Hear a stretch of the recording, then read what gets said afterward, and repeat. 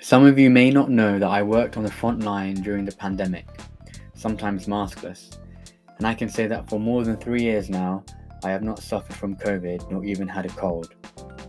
With monkeypox on the rise, and a potential risk factor for its spread and severe disease being a weak immune system, I thought it might be a good idea to share 5 things I do to keep my natural defences nice and strong. The first thing I do is I make sure I get lots of sunlight. As I have noted in a previous video, sunlight is crucial with regards to controlling a whole host of hormones, the most popularly known being vitamin D. Not enough sunlight can cause a deficiency in vitamin D, and this can be linked to diseases like psoriasis, Parkinson's disease, multiple sclerosis, and even schizophrenia. Vitamin D seems to prevent infection as well as modulate how we react to pathogens. And there is data showing that lower levels of vitamin D are correlated with the increased likelihood of, as well as worse outcomes of COVID infection. One meta-analysis of 26 studies with over 8,000 participants revealed that about 65% of severe COVID-19 patients were suffering from low levels of vitamin D. Other than vitamin D production, light itself may have immunomodulatory properties.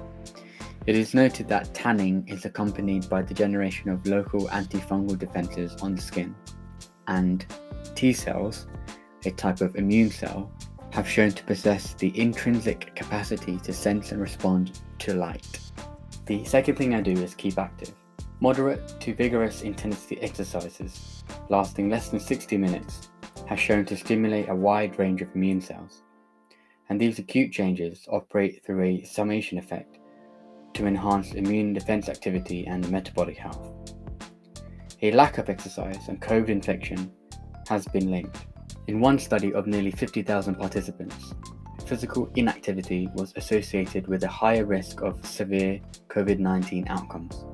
Just remember not to overtrain, as this can lead to immunosuppression and an increased risk of infection.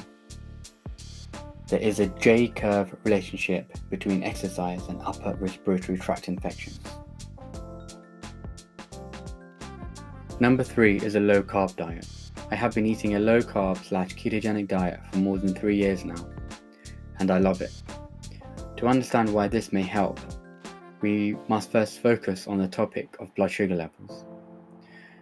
We now know that those with diabetes are at a higher risk of contracting COVID-19 and being affected by the virus worse than those who aren't.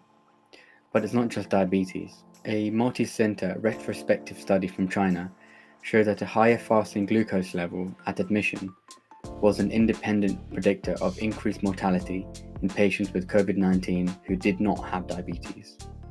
In other words, if you don't have diabetes but have an increased blood sugar level, you may be at greater risk of contracting symptomatic COVID-19.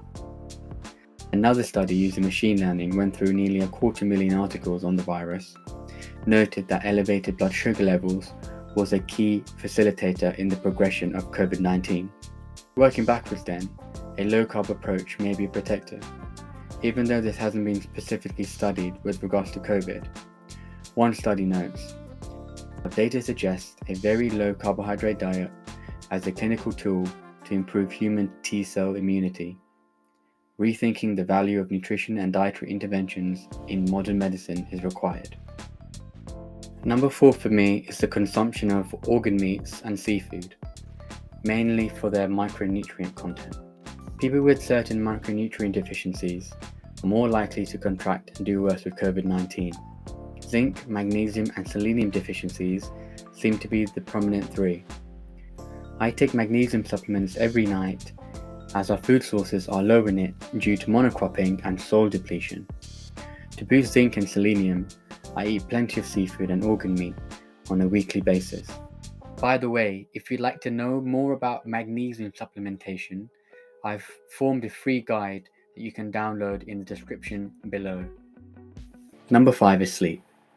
There is no doubt that an infection makes us tired and increases the desire to sleep, and a good night's sleep is commonly recommended as the best medicine for an infectious disease.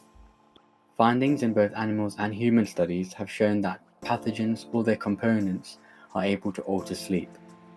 Importantly too, just like our brains, sleep supports the formation of new immunological memory rather than affecting existing memory. And self-reported short habitual sleep, less than 5 hours per night, has been associated with an increased risk of chest infections. Adequate sleep duration can improve infection outcomes and is associated with reduced infectious disease risk. So if you'd like to reduce your risk of catching infections, make sure you catch some Z's. In this video, I've only mentioned 5 out of the many things I do to help boost my immunity.